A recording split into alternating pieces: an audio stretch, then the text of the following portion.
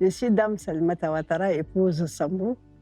Et j'ai une coopérative qui s'appelle Sukop Kébé.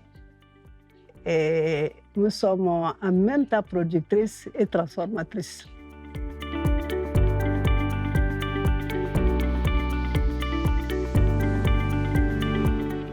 Donc, la coopérative s'intéresse beaucoup aux cultures de souveraineté. Quand on dit culture de souveraineté, ça veut dire quoi?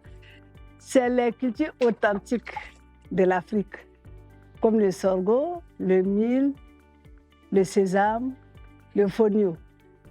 C'est des cultures qui sont en voie de disparition et méconnues de tous. Parce que les jeunes ne savent pas comment transformer et vraiment, ils négligent au profit des cultures industrialisées et surtout les vergers.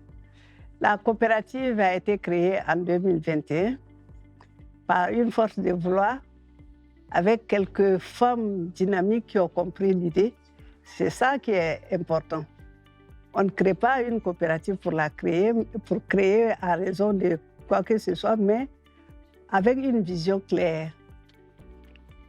Soutenir les femmes, accompagner les femmes et surtout qu'elles ne se posent pas des questions. Lorsque je fais une culture de souveraineté, qu'est-ce que je vais faire? Qui va en prendre? Bon, on ne sait pas, il n'y a pas de marché. On ne fait pas du pain avec du sorgho. Oh, c'est un des aliments les plus riches qui est pour la santé, bien pour la santé, avec beaucoup de nutriments, malheureusement. Avec le mil, on peut faire des gâteaux, mais malheureusement méconnus. Mais qui va le faire? C'est nous-mêmes, c'est nous, Africaines, c'est nous les femmes. Donc, par mes idées, elles ont aimé le projet, elles ont adhéré. Et là, on dit, bon, on peut transformer. On a été formés pour transformer, mais il faut que, pour que l'Ivoirien ou bien le consommateur ait un produit sain, il faut en amont avoir des productrices. Et là aussi, il faut taper sur la productivité saine.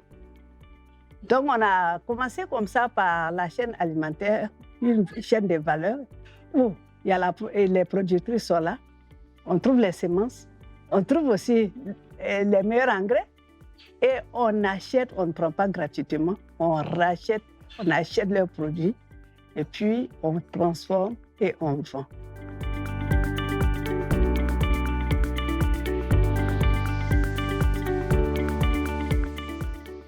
Oui, les femmes qui transforment, nous sommes 17 femmes qui transforment. Mais derrière nous, il y a du monde, plus de 400 à 500 femmes. Mais ça fait peur, mais elles n'ont pas assez d'hectares en fait. C'est 1 hectare par-ci, 2 hectares par-là, mais c'est ça qui fait notre force.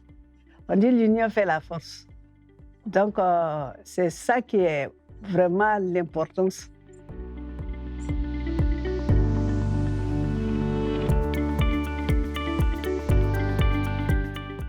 Depuis 2003 que j'ai eu un déchirement au cœur quand j'ai vu la guerre éclater. Le pays était divisé en deux et on était coupés du monde. On était là, on était coupés du monde. Et les femmes ont continué de travailler, de produire et puis on versait.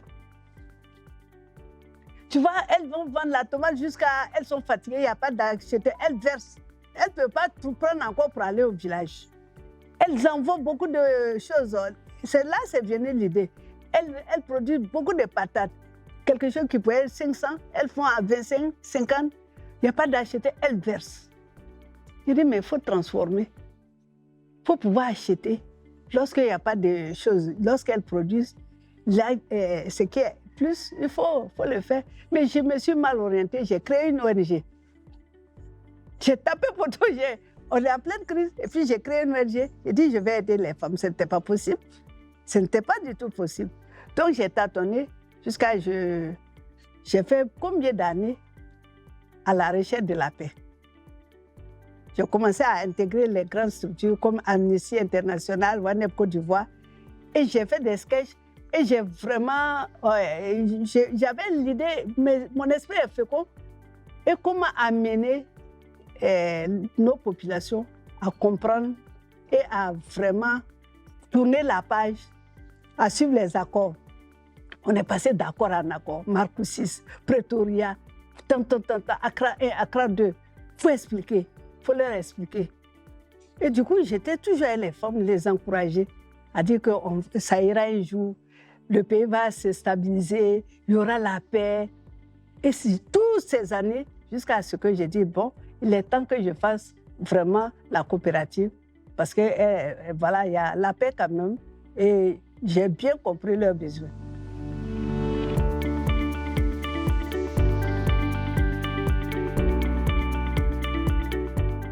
C'est la femme qui fait vivre les familles.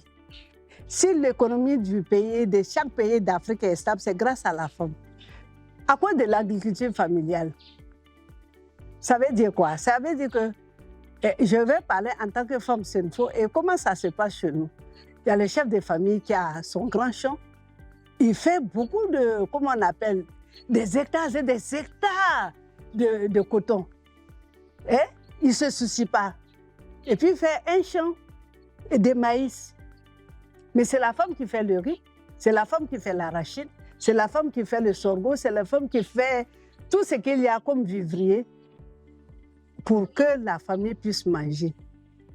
Non seulement elle va aider l'homme à aller faire son champ de coton, non seulement si elle fait le riz, elle ne va pas manger seule, elle va donner à son mari, elle va donner aussi à ses enfants.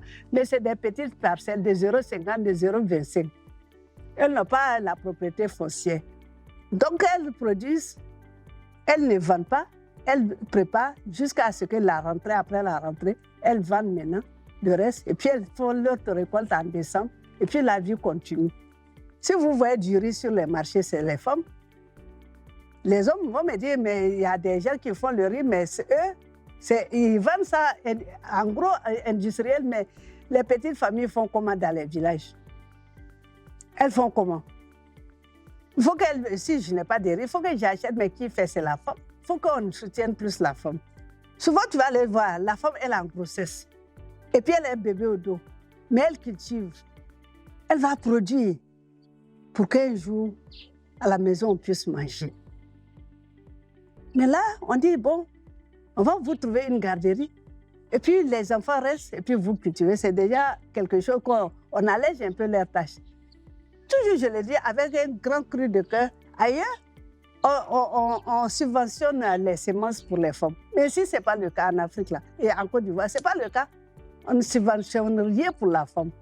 Et puis après, on se plaint, on dit le panier de la ménagère est cher. Mais il faut subventionner. Et puis, elles ont la volonté. Mais si elles ont des possibilités de faire des cultures sous serre, elles ont des forages, c'est des gouttes à gouttes, vous allez voir que l'alimentation va s'améliorer, le coût de la vie va diminuer, le panier de la ménagère sera encore plus accessible et c'est le défi de la femme qui va relever tout ça. La femme, elle s'attelle à la tâche. Elles sont braves, elles méritent d'être accompagnées. Voilà pourquoi je suscite les femmes à produire les cultures de souveraineté qui peuvent les aider à avoir un plus, à avoir des revenus. Mais qu'est-ce qui se passe? Et j'avais omis ce passage. Lorsque le monsieur il sait que la parcelle qu'elle a n'est plus productive, on dit à la femme, ah, voilà un champ que tu peux prendre. Mais ce n'est pas normal. Ce n'est pas les déchets qu'on doit remettre à la femme, c'est des champs qui sont en état. Des champs qui peuvent être propices à ce que, même si c'est petit. Mais ce n'est pas des terres fatiguées qu'on leur remet pour dire, voilà, vous voulez des terres, voilà. Et elle va aller souffrir pour ne rien avoir. Donc moi, dans notre dynamique de la coopérative Soucop Québec, on encourage tout ce qu'il y a comme culture, que ce soit vivre ou autre chose. On fait des cultures associées pour qu'elles puissent avoir un plus. Parce que ici, on ne voit pas. Si le mari a fait 20 hectares et puis l'État vient lui dire, mais tu dois l'engrais, est-ce qu'à la rentrée, vous pensez que ce monsieur pourra subvenir aux besoins des élèves? Non, c'est la femme. Il va se retourner vers la femme. Avec quel revenu? La petite parcelle qu'on lui a donnée là, c'est cet argent qu'elle va défaire dans son pays pour l'aider. La survie des enfants dépend de la femme. La survie de la famille, ça dépend des femmes. Et la société dépend de la femme. La femme rurale, elle est à respecter. Quand je vais vers elles, c'est ce que je leur dis. Vous êtes valables, aussi valables que ceux qui portent les pantalons. Mais l'État ne fait rien pour nous. Il y a notre ministère, mais eux disent que c'est l'agriculture qui doit le faire. Mais l'agriculture ne va pas aller voir les souffrances des femmes, ce n'est pas vrai. L'agriculture n'a rien à cirer. Eux veulent voir des tonnages de coton, de cacao, de café, de mangue. Mais on ne vit pas de ça. Et s'il n'y a pas un bon rendement, qu'est-ce qu'on mange? On se retrouve encore du côté de l'agriculture familiale. Qui fait? C'est la femme. On ne doit pas chercher loin. On doit soutenir les femmes dans leurs efforts et surtout subventionner tout ce qui est bio. C'est-à-dire les aider à vraiment faciliter leurs tâches et à mettre partout des garderies pour que celles-ci laissent les enfants aillent travailler en bonne et due forme et puis reviennent pas trop fatigués pour préparer encore. Vous voyez comment la tâche est grande. Je vais travailler toute la journée. Je viens, je pile. Je vais préparer. La nuit encore, je vais servir mon mari, mais quand même, nous ne sommes pas des machines.